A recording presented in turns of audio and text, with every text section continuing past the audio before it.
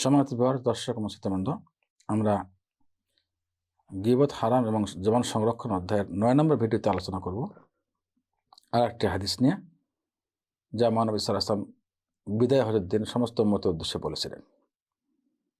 হাদিসটি সহিহ বুখারী এবং সহিহ মুসলিমের বিশুদ্ধ হাদিস এবং সবচেয়ে বিশুদ্ধ হাদিস এটাকে বলা হয়।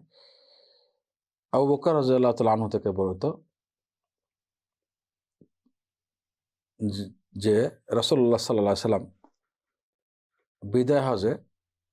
বিদায় হজে ঈদের দিন, ইয়ামুন নাহর যাকে বলা হয়, কোরবানির ঈদের দিন, ইয়ামুন বিদায় হজে তিনি মিনাতে বিদায় হজের মাঠে খুতবা দিয়েছিলেন সমস্ত উম্মতকে উদ্দেশ্য করে।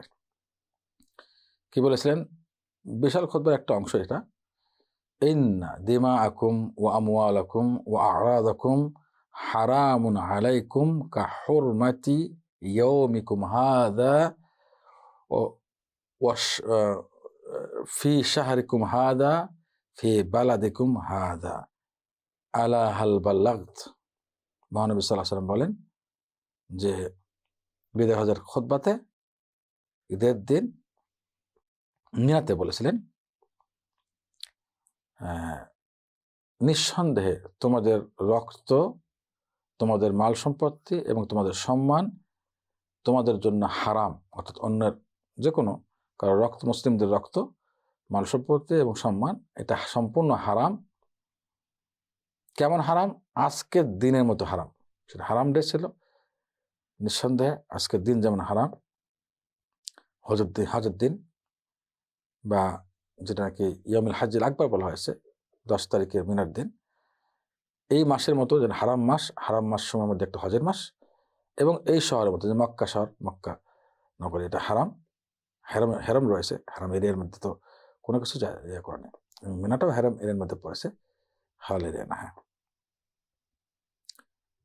তো এই তিনটা জিনিস যেমন হারাম, মুসলমানদের এই 3 জিনিসের মতো মুসলমানদের রক্ত, তাদের সম্পত্তি, মাল সম্পত্তি এবং তাদের সম্মান এমনভাবে হারাম। মহানবী সাল্লাল্লাহু আলাইহি ওয়াসাল্লাম কথা বলার পরে সমস্ত উম্মতের উদ্দেশ্যে সাহাবাদের উদ্দেশ্যে বলেছেন, আমি কি আমার দায়িত্ব, আমার কথাগুলো পৌঁছে দিয়েছি? আমি কি আমার তাবলীগ ঠিকমতো করেছি? সাহাবায়ে সবাই বলেছেন, না, নিঃসন্দেহে করেছেন। এই যে রক্ত হারাম, অর্থ হলো কোনো মুসলমানের জন্য অপর একটি মুসলমান শরীয়তে যে সমস্ত কারণে কেসাস ছাড়া, শরীয়তে কেসাস দায়িত্ব করে সরকারের, এই শরীয়তের বৈধ যেগুলো, যে সমস্ত কারণে বদলা নিতে পারে, সেটা শরীয়ত নিবে, সেটা কোনো মানুষ না, সেটা সরকার, শাসক গোষ্ঠী ছাড়া বৈধভাবে, অবৈধভাবে যে কোনো খুন খারাপি, মানুষের রক্ত প্রবাহিত করা সম্পূর্ণভাবে হারাম। সেটা খুন খারাপি হোক বা রক্ত প্রবাহিত করা হোক, বা কারো রক্ত মেরে আঘাত করে রক্ত প্রবাহিত করা সম্পূর্ণ হারাম। মাল সম্পত্তি আর একজনের মুসলিমের মাল সম্পত্তি সম্পূর্ণ হারাম, এবং তাদের সম্মানও হারাম। কোভাবে সম্মান হানি করা যাবে না, সম্পূর্ণ হারাম, খেয়াল রাখতে হবে।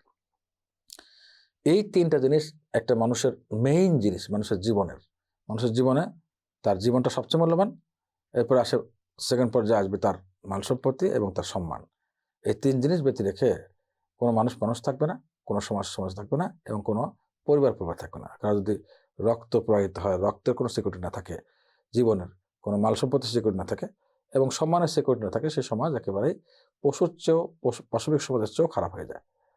অনেক জায়গাতে এমন বিষয়গুলো দেখা যাচ্ছে। আল্লাহ আমাদের সংরক্ষণ করুন, উম্মতকে হেফাজত করুন।